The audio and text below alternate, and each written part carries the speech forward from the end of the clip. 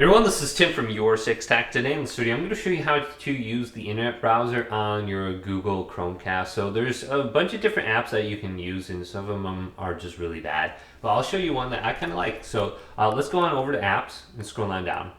And we can just search for internet browsers, or this one might pop up for you. It's called Browser. So let's just go to here, and then just hold down the voice assistant and say internet browser.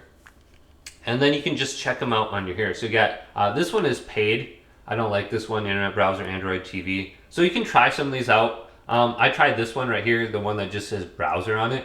Pretty basic. But if you go to this and open this up, this is actually pretty good. It's got a 4.6 rating out of 5, so it's decent.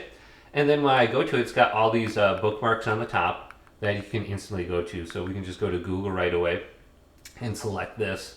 And then we can go to the search. Now, if you do have like a mouse and keyboard, it's so much easier to operate this.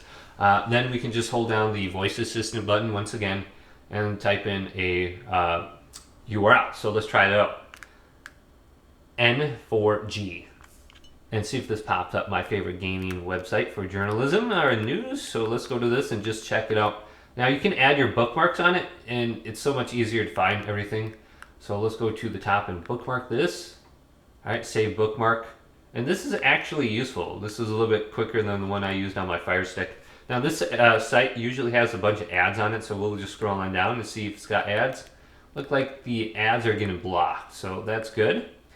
And this is pretty quick and responsive. I don't see anything like loading, so let's click on this and just navigate this.